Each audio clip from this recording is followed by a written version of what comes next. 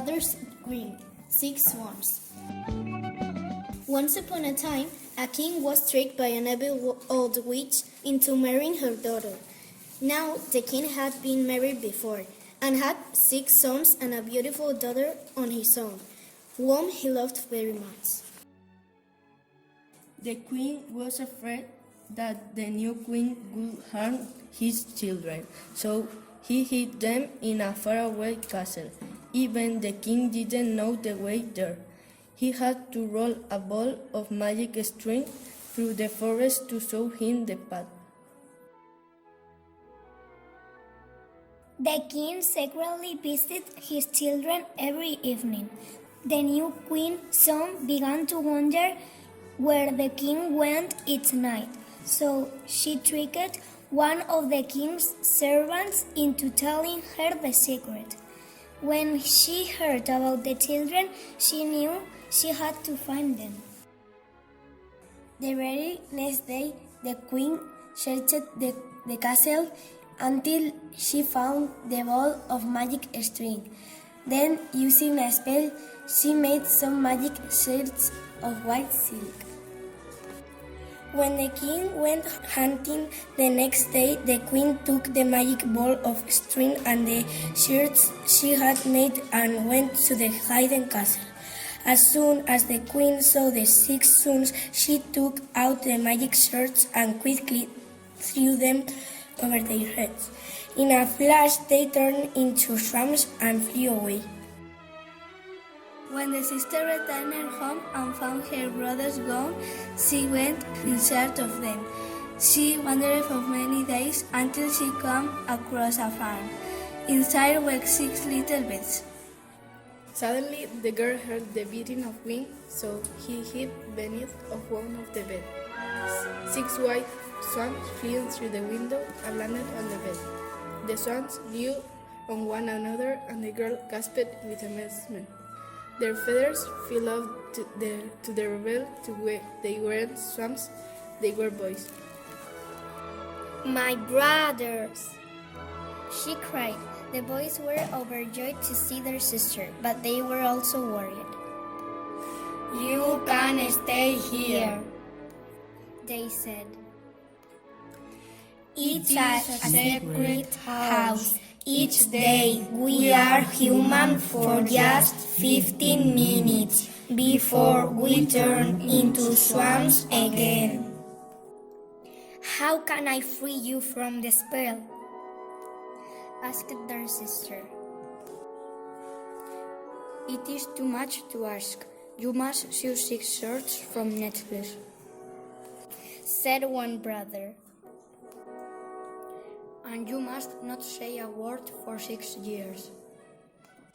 "I will do it," cried their sister, and with that her brothers turned back into swans again. The princess went out and began picking nettles at once.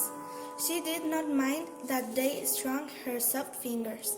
She simply sat under a tree and began to sew. Before long, a king from another kingdom rode by. "What are you doing?" he asked. Of course, the girl could not speak. She just kept on sewing, tried to not say a word as the nettles stung in her hands.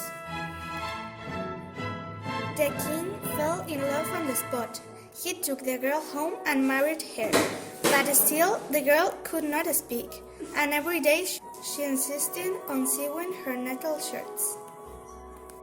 The king's mother was jealous of the new queen and wanted to get rid of her.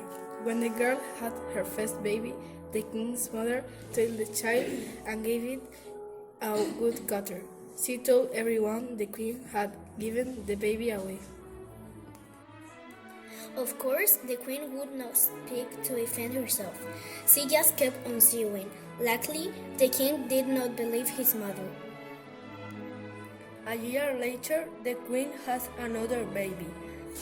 And once again, the king's mother gave the child to the good cutter.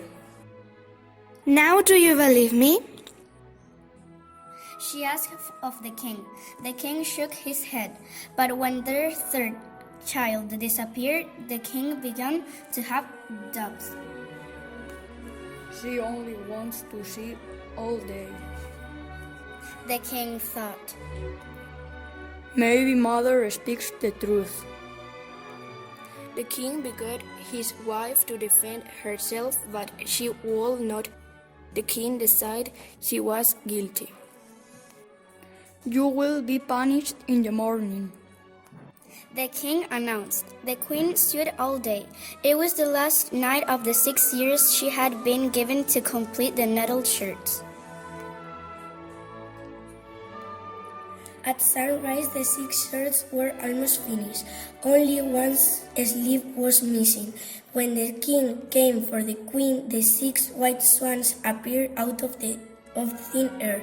The queen threw the netted shirts over their heads. At once, the swans turned into boys, though the youngest had a wing instead of an arm. At last, I can't speak, Cried the girl. She quickly told the king about her brothers and how his own mother had given the children to the woodcutter. When the king heard the truth, he sent his mother away and went to rescue his children from the woodcutter. After that, the king, queen, their children, and the 6 brothers lived happily ever after.